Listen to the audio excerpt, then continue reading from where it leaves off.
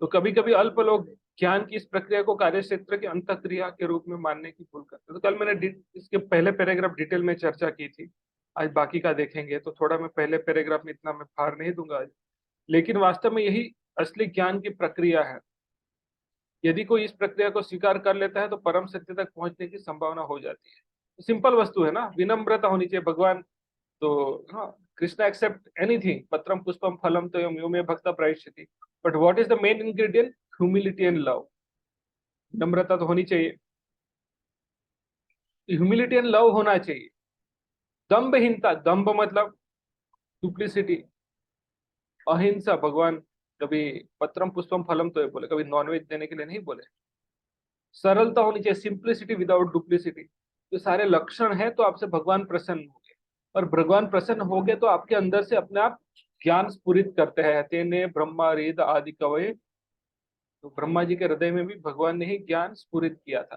तो हमारी process descending process है, असेंडिंग नहीं है। हमें ज्ञान रिवील किया जाता है अंदर से, उसको एक्वायर करने की कितनी भी कोशिश करोगे। इसीलिए तो जैसे भगवत गीता है, जैसे ना रहस्यम ही एतद उत्तमम, तो एक है कॉन्फिडेंशियल, मोर कॉन्फिडेंशियल, मोस्ट कॉन्फिडेंशियल। अब कॉन्फिडेंशियल कैसे हुआ? हमने तो इसको हर साल मिलियंस ऑफ गीता डिस्ट्रीब्यूट करता है, फिर कॉन्फिडेंशियल कैसे हुआ? उसका भाव, उसका जो मेन तात्पर्य है वो नहीं समझ पाते, वो कॉन्फिडेंशियल है, वो समझ पाना मुश्किल है।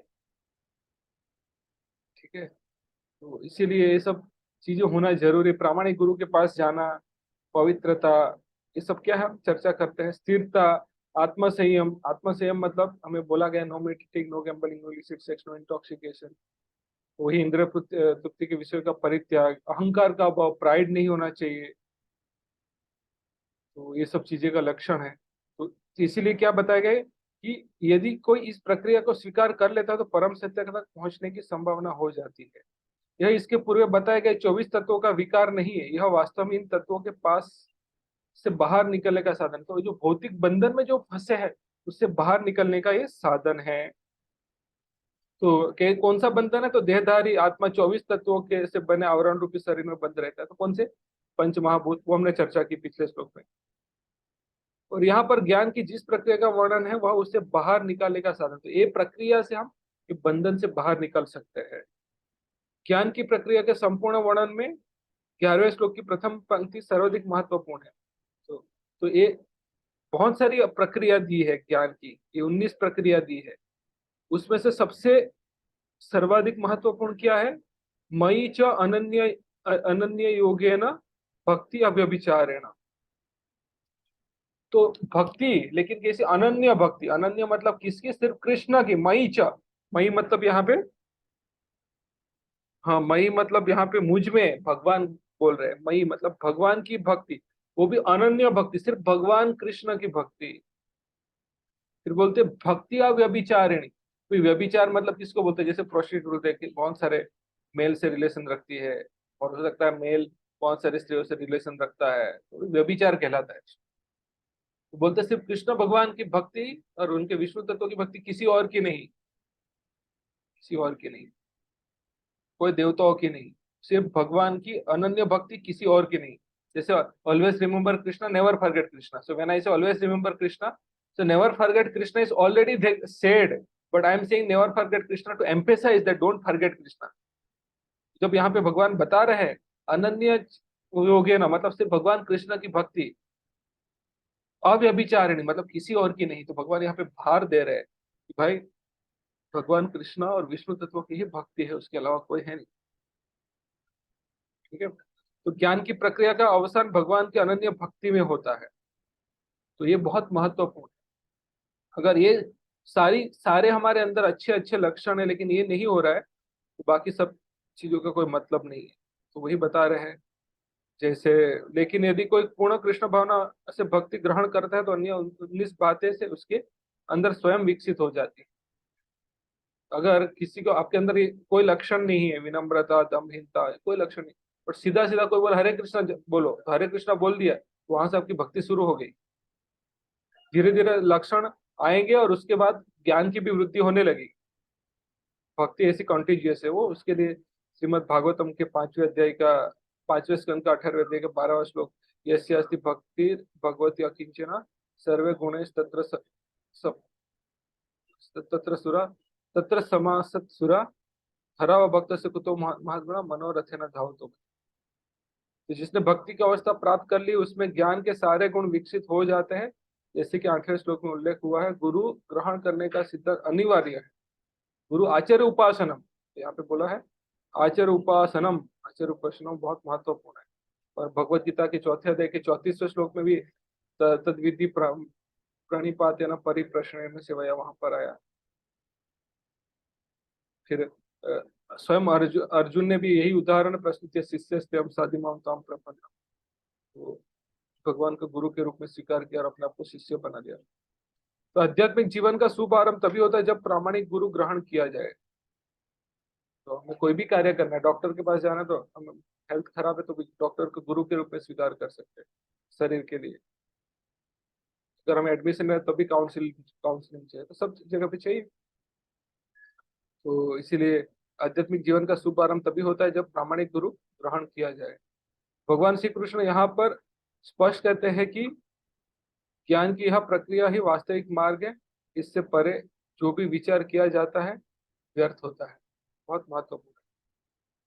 तो यहाँ पे भी अलग अलग चीजों के बारे में तात्पर्य में प्रभुपाद समझा रहे, तो हम उसके थ्रू चले जाएंगे। यहाँ पर ज्ञान की जो रूपरेखा प्रस्तुत की गई उसका निम्नलिखित प्रकार से विश्लेषण किया जा सकता है। तो विनम्रता क्या है? अमानित्व हम बताए। अमानित्व मतलब विनम्रता का अर्थ है कि मनुष्य को अन्यों द्वारा सम्मान पाने के लिए इच्छुक नहीं हो रहना चाहिए। Then will be happy. If you hanker for honour then you will be always in anxiety, no? Your happiness will be dependent on someone's praise, someone's appreciation, but we should not. That's what Chaitanya Mahaprabhu says. What is that? Nectar of sorry, Chaitanya Siksashtakam, third verse. कैसे भूल गए हम? हाँ, त्रिनादपि सुनीचेना तरो रेवा सहिष्णुता अमानिना मानदिना कीर्तन्य सदा हरि। भगवान की भक्ति में वही जल्दी लगा रहता है जो किसी से मान प्राप्त करने की इच्छा नहीं है और दूसरों को हमेशा मान देने की इच्छा रखता है, मान देता है। तो हमें देहात्म बुद्धि के कारण अन्यों से सम्मान पाने की भूखे रहते हैं। तो लेकिन हम when we are living we consider we are this body, then we expect, you know, when we consider we are the controller, we are the enjoyer, then you know I am the body, then we have expectation to accept the respect, we expect for the respect from others। लेकिन पूर्ण ज्ञान से युक्त व्यक्ति की दृष्टि में जो यह जानता है कि वह शरीर नहीं है, इस शरीर से संबंध कोई भी वस्तु सम्मान या अपमान व्यर्थ होता है। So he will be basically beyond the dualities. That's what Krishna says in Bhagavad Gita, 2nd chapter, verse number 45. त्रैगुणे विषया वेद निस्त्रैगुण भव अर्जुन निर्द्वंद्व नित्य सत्वस्थम नित्यम योगक्षम आत्मावान। निर्द्वंद्व, we have to be free from honor and dishonor। तो मान या सम्मान से अपमान से हमें व्यर्थ परे होना चाहिए। तो इस भौतिक छल के पीछे पीछे दौड़ने से कोई लाभ नहीं है। लोग अपने धर्म में प्रसिद्धि चाहते हैं, अतः यह देखा गया है कि कोई व्यक्ति धर्म के सिद्धांतों को जाने बिना ही ऐसे समुदाय से सम्मिलित हो जाता है जो वास्तव में धार्मिक सिद्धांतों का पालन नहीं करता है, और इस तरह वह धार्मिक गुरु के रूप में अपना प्रचार करना चाहता है। तो कुछ लोग इस धार्मिक गीता का उपयोग करता है मान प्राप्त करने के लिए, ऐसा भी होता है। इस तरह धार्मिक गुरु के रूप में अपना प्रचार करना चाहता है। कुछ लोग गीता का आश्रय लेता है ताकि उसको मान सम्मान मिले, दैट इज हिडन एजेंडा। जहां तक आध्यात्मिक ज्ञान के वास्तविक प्रगति की बात है, मनुष्य को चाहिए कि वह अपनी परीक्षा करके करे कि वह कहाँ तक उन्नति कर रहा है। वह इन बातों के द्वारा अपनी परीक्षा कर सकता है। तो you know what kind of qualities we have acquiring after practicing devotional service, how much we are, what kind of, you know, how much we are advancing these qualities, that is a taste of our advancement। फिर बताते अहिंसा का सामान्य अर्थ वध न करना, शरीर को कष्ट न करना शरीर को कष्ट न करना लिया जाता है, लेकिन अहिंसा का वास्तविक अर्थ अन्यों की विपत्ति में अन्यों को विपत्ति में न डाले। देहात्म बुद्धि के कारण सामान्य लोग अज्ञान द्वारा ग्रस्त रहते हैं और निरंतर भौतिक कष्ट भोगते रहते हैं। अतः जब कोई लोगों को आध्यात्मिक ज्ञान की ओर ऊपर नहीं उठता, तब तक वह हिंसा करता रहता है। हमारे 4 नियमों में नो मीट ईटिंग है ऑलरेडी, तो अहिंसा तो ऑलरेडी आ ही जाता है उसमें। व्यक्ति को लोगों में वास्तविक ज्ञान वितरित करने का भरसक प्रयास करना चाहिए। हाँ, अतः अतः जब तक कोई लोगों को आध्यात्मिक ज्ञान की ओर ऊपर नहीं उठाता, तब तक वो हिंसा करता रहता। If he want to say that we are really following ahimsa, then we have to give them spiritual knowledge. If you are not distributing, अगर हम आध्यात्मिक ज्ञान उनको नहीं दे रहे हैं, तो हम हिंसा का भागीदार है। एक ही जो आत्मा न जना, इस उपनिषद के 3 श्लोक में बताया गया है। एक ही जो आत्मा न जना, अगर हम किसी को आध्यात्मिक प्रगति पर नहीं ले जा रहे, शरीर को नहीं मार रहे, लेकिन आत्मा को तो पतित कर रहे हैं हम, तो इसीलिए वो हिंसा के भागीदारी, अगर हम आध्यात्मिक ज्ञान उसको प्रदान नहीं करें। तो अगर सचमुच हम अहिंसक कहलाना चाहते हैं, तो हमें भगवत गीता के ज्ञान का प्रचार करना चाहिए या प्रचार में सहयोग करना चाहिए। तो व्यक्ति को लोगों में वास्तविक ज्ञान वितरित करने का भरसक प्रयास करना चाहिए, जिससे वे प्रबुद्ध हो और इस भव बंधन से छूट सके। ये जो भौतिक बंधन से बाहर निकालना है, वही वास्तविक अहिंसा है। फिर सहिष्णुता, शांति का अर्थ है मनुष्य अन्यों द्वारा किए गए अपमान तथा निरस्कार को सहे। जो आध्यात्मिक ज्ञान की उन्नति करने में लगा रहता है, उसे अन्यों के निरस्कार तथा अपमान सहने पड़ते हैं। ऐसा इसलिए होता है कि वह भौतिक स्वभाव है। यहाँ तक कि बालक प्रहलाद को भी, प्रहलाद महाराज जितना तो हमें सहना नहीं पड़ा था। प्रहलाद महाराज को तो क्या क्या नहीं किया था। हाथी के नीचे कुचलने के लिए कुचलने का प्रयास किया गया था। उसके शरीर में बड़ी बड़ी तलवारें, भाले भोंके गए थे। उसको कितने पहाड़ी से फेंकने का प्रयास किया गया था। उनको जलाने का प्रयास किया गया था, फिर भी प्रहलाद महाराज कुछ रिएक्शन नहीं दिए, फिर भी सहन कर लिए। हमें तो इतना नहीं होता, हमें तो कुछ 2-3 ताने ही पड़ते हैं, लेकिन उसमें भी हम एजिटेट हो जाते हैं। बट हमें वी शुड बी टॉलरेंट। ऐसा इसलिए होता है कि क्योंकि वह भौतिक स्वभाव है। यहाँ तक कि बालक प्रहलाद को भी, जो 5 वर्ष के थे और जो आध्यात्मिक ज्ञान के अनुशीलन में लगे थे, संकट का सामना करना पड़ा था। अब उन और किससे सामना करना पड़ा? उनके पिता से ही। हमें तो भाई बाहर वाले बोलते तब भी एजिटेट हो जाते, यहाँ तो पिता ही उनको ये कर रहे हैं। जब उनका पिता उनकी भक्ति का विरोधी नहीं बन गया, उनके पिता ने उन्हें मारने के अनेक प्रयत्न किए, किंतु प्रहलाद ने सहन किए। जैसे पांडव लोग, कितनी परेशानी उठानी पड़ी, लेकिन भगवान के प्रति उनकी भक्ति में जरा सा ही चूक नहीं आई। परीक्षित महाराज की राजा थे, रातों रात सब छोड़ के भागवत सुनने के लिए आ गए। ऐसे बहुत सारे उदाहरण। अम्बरीश महाराज, तो हमारी तो ऐसी स्थिति नहीं है, थोड़ा बहुत तो सहन कर ही लेते हैं, करना चाहिए। अतएव आध्यात्मिक ज्ञान की उन्नति करते हुए उनके अवरोध आ सकते हैं, अनेक अवरोध आ सकते हैं आध्यात्मिक पाथ पर जाएंगे, लेकिन हमें सहिष्णु बनकर संकल्प पूर्वक प्रगति करते रहना चाहिए। So many obstacles will come as soon as you start bhakti, just like as Krishna came in Vrindavan and Gokul, so many demons started attacking. जब तक कृष्ण नहीं आए थे तो अटैक नहीं हो रहे थे, लेकिन आपके कर्मा काटने हैं, डिफिकल्टीज तो आएगी। जन्मों के कर्मा को कंपेक्ट करना है, it will come, don't worry, but you have to just tolerate. फिर सरलता का अर्थ है कि बिना किसी कूटनीति, मतलब सिंप्लिसिटी विदाउट डुप्लिसिटी, कि बिना किसी कूटनीति के मनुष्य इतना सरल हो कि अपने शत्रु तक से वास्तविक सत्य का उद्घाटन कर सके। तो एक बार दो लोग थे, उनके इतना झगड़ा हो गया था, तो कहीं तो मिले, तो उनके इतना अच्छे से अपने बगल में बैठाए कि वो दुश्मनावट चला गई और प्यार मोहब्बत में सब परिवर्तन हो गया। तो ऐसा होना चाहिए। जहां तक गुरु बनाने का प्रश्न है, आध्यात्मिक ज्ञान में प्रगति करने के लिए यह अति आवश्यक है। आचार्य उपासना बहुत महत्वपूर्ण है। भगवत गीता में बार बार उसके बारे में जोर दी गई है। 4th अध्याय के 34वें श्लोक में। देन ऑफकोर्स अर्जुन ने उदाहरण प्रस्तुत किया, क्योंकि बिना प्रामाणिक गुरु के यह संभव नहीं है। मनुष्य को चाहे कि वो विनम्रता पूर्वक गुरु के पास जाए और उसे अपनी समस्त सेवाओं अर्पित करे, जिससे वह शिष्य को अपना आशीर्वाद दे सके।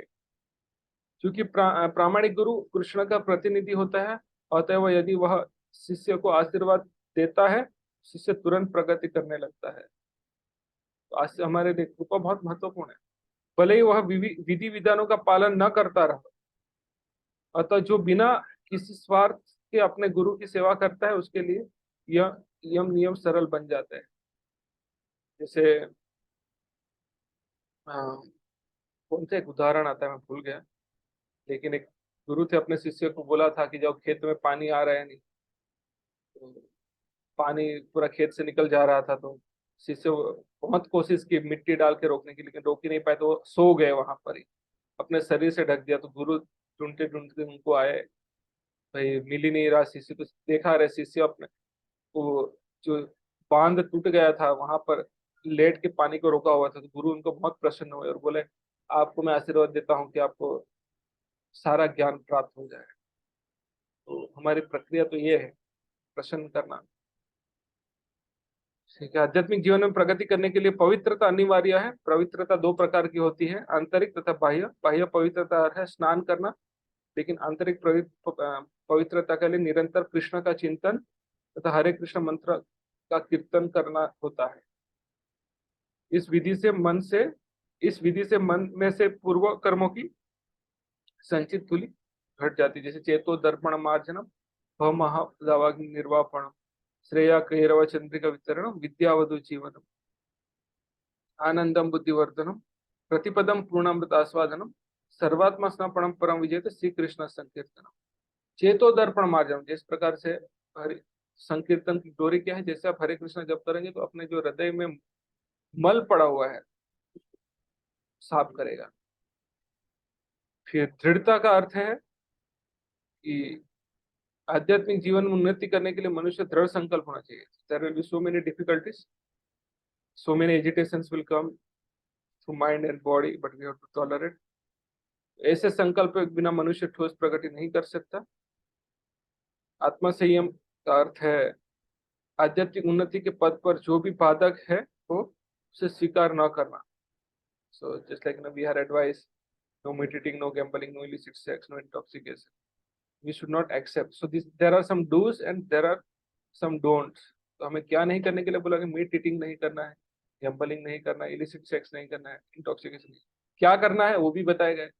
भक्तों का संग करना है, भगवत गीता का रीडिंग करना है, जो हरे कृष्ण मंत्र का जप करना है, और डांसिंग कृष्ण में कीर्तन में डांसिंग करो, डाइट करो, या जो भी है, और भगवान की सेवा में लगे रहो।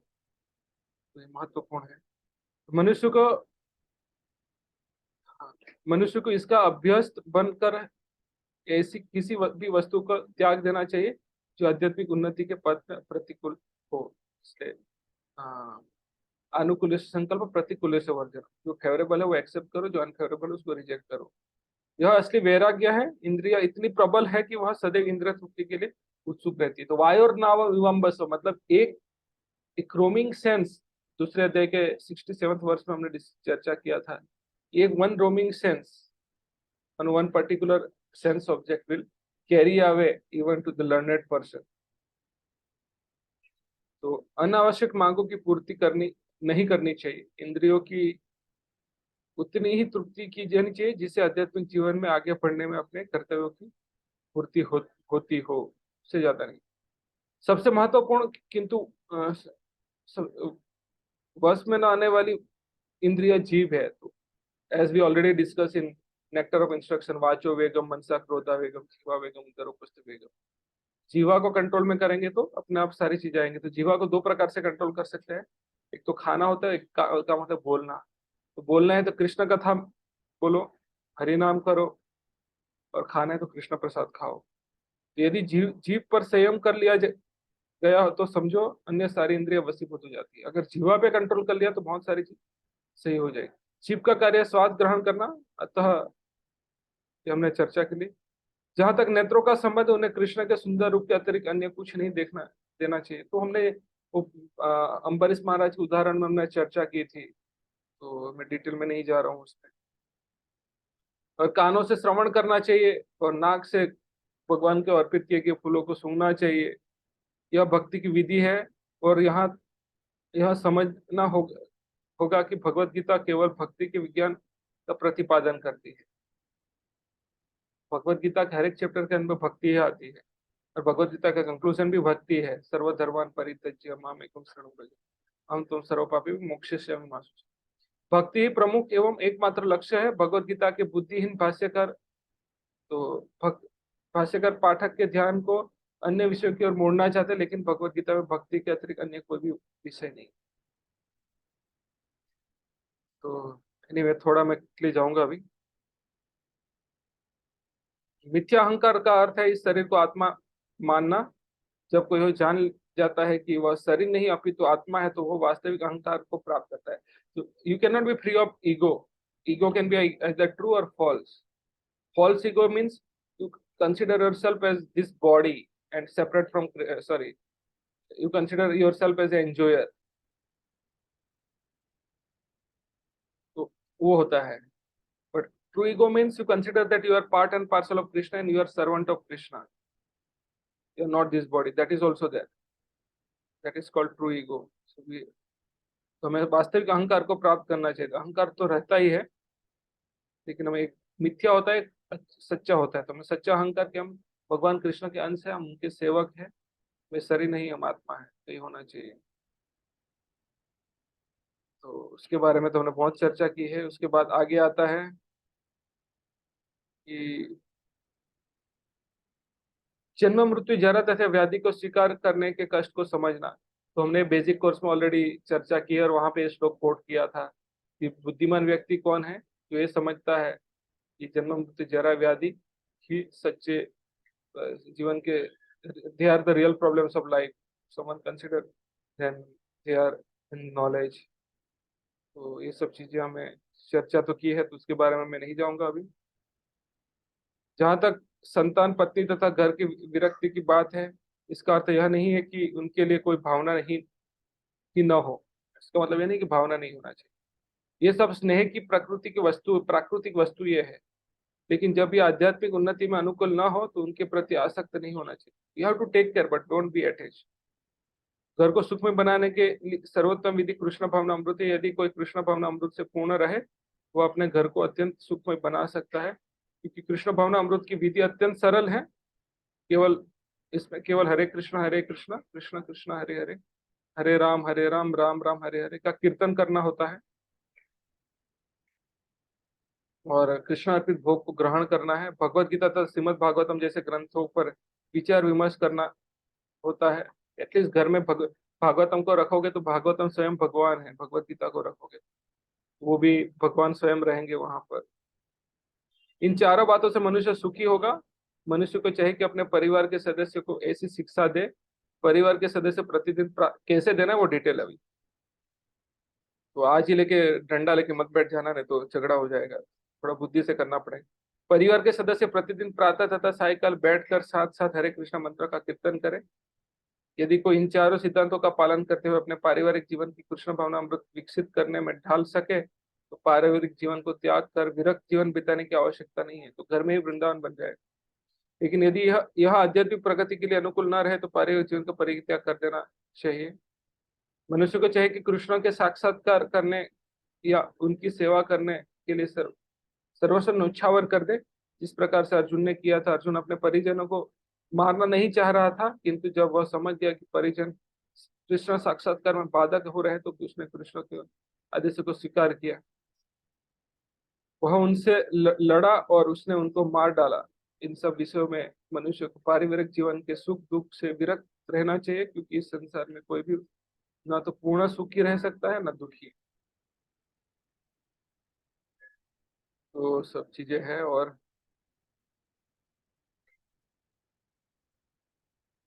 सुख दुख भौतिक जीवन के दूषित करने वाले हैं, और मनुष्य को चाहिए कि इन्हें सहना सीखे। तो हमने वो बार बार चर्चा की है। मात्रा स्पर्शास्तु कौन्तेय शीतोष्ण सुख दुखद आगम पायन्ति सांप्रतिक स्वभारत। उससे परे होना चाहिए, वो तो आता रहेगा। ये है। तो यह स्वाभाविक है कि आध्यात्मिक जीवन शैली का अभ्यस्त हो जाने पर मनुष्य भौतिकवादी लोगों से मिलना नहीं चाहेगा। तो हमें, जैसे हम भक्ति करते हैं, तो हमें भौतिकवादियों से मिलने की इच्छा कम हो जाती है। इससे हानि पहुंच सकती है। मनुष्य को चाहिए कि वह यह परीक्षा करके देख ले कि वह अवांछित संगति के बिना एकांतवास करने में कहाँ तक सक्षम है। तो बेसिकली तो हमें कैसे रहना चाहिए, ऑफिस में जाते हैं तो ऑफिस में जितना काम है इतना रखो, ज्यादा मत करो। यह स्वाभाविक है कि भक्त में व्यर्थ के खेल कूद का या सिनेमा जाने या किसी सामाजिक उत्सव में सम्मिलित होने की कोई रुचि नहीं होती, क्योंकि वह यह जानता है कि यह समय को व्यर्थ गंवाना है। कुछ शोध छात्र तथा दार्शनिक ऐसे हैं जो काम वासना पूर्ण जीवन या अन्य विषयों का अध्ययन करते हैं, लेकिन भगवत गीता के अनुसार ऐसा शोध कार्य और दार्शनिक चिंतन निरर्थक है, यह एक प्रकार से व्यर्थ होता है। भगवत गीता के अनुसार मनुष्य को चाहिए कि अपने दार्शनिक विवेक से वह आत्मा आत्मा की प्रकृति के विषय में शोध करे। Someone is encouraging for sense gratification, this kind of literature should be avoided। और जहां तक आत्म साक्षात्कार का संबंध है, यहाँ पर स्पष्ट उल्लेख है कि भक्ति योग ही व्यावहारिक है। तो मई च अनन्य न भक्ति व्यभिचारिण, वहां पे बताया जो ही भक्ति की बात उठे तो मनुष्य को चाहिए कि परमात्मा तथा आत्मा के संबंध पर विचार करे। भक्ति मतलब परमात्मा और आत्मा दोनों आते हैं।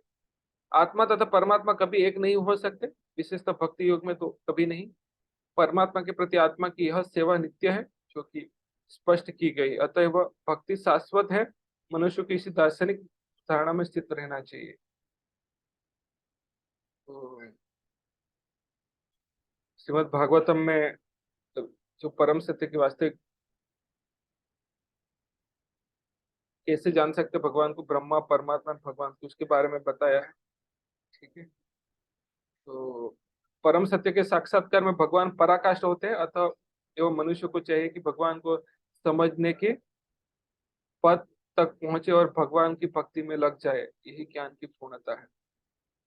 भगवान हमें बेसिकली अनन्य भक्ति करनी है, वो बहुत महत्वपूर्ण 19 में से। मई च अनन्य ना भक्ति अव्यभिचारिणी, अनन्य भक्ति करनी है किसकी, भगवान कृष्ण। और क्या नहीं करना, व्यभिचारी भक्ति, किसी और की भक्ति नहीं करनी। Always remember Krishna, never forget Krishna. So always remember Krishna indirectly says never forget Krishna, but they are saying never forget Krishna to emphasize. So यहाँ पे से मई च अनन्य ना मतलब भगवान की अनन्य भक्ति करने, अव्यभिचारिण भक्ति, अव्यभिचारिण अव्यभिचारी भक्ति नहीं करनी है, किसी और की नहीं करनी, सिर्फ भगवान की करनी। तो विनम्रता से लेकर भगवत साक्षात्कार तक की विधि भूमि से चलकर ऊपरी मंजिल तक पहुंचने के लिए सीढ़ी के समान है। इस सीढ़ी में कुछ ऐसे लोग हैं जो अभी पहली सीढ़ी पर है, कुछ दूसरी पर है, कुछ तीसरी पर, तो एवरीवन इज प्रोग्रेसिंग। किंतु जब तक मनुष्य ऊपरी मंजिल पर नहीं जाता, जो कि कृष्ण का ज्ञान है, तब तक वह ज्ञान के निम्नतर अवस्था में ही रहता है। We have to reach highest level which is Bhagavan realisation, not just Brahmanda और परमात्मा रियलाइजेशन। यदि कोई ईश्वर की बराबरी करते हुए अद्वैत ज्ञान में प्रगति करना चाहता है तो उसका प्रयास विफल है, कभी हम ईश्वर नहीं बन सकते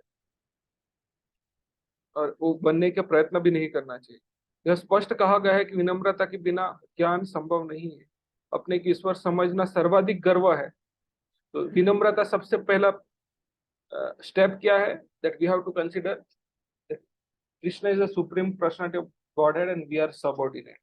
understand that is a first sign of humility. Accepting the supremacy of Krishna is a first sign of humility. Accepting the supremacy of Krishna over us is the first sign of humility, विनम्रता। अपने के ईश्वर समझना सर्वाधिक गर्व है। यद्यपि जीव सदैव प्रकृति के कठोर नियमों द्वारा ठुकराया जाता है, फिर भी वह अज्ञान के कारण सोचता है कि मैं ईश्वर हूँ।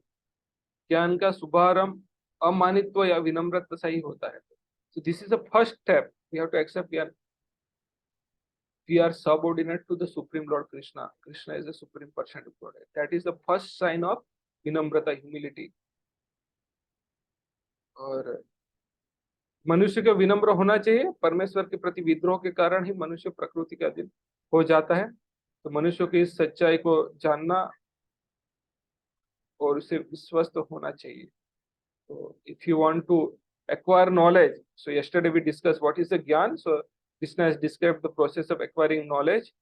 So if you have these qualities, then what happened? That you will attain the knowledge, and after attaining the knowledge, you will further develop these qualities. you will advance in these qualities.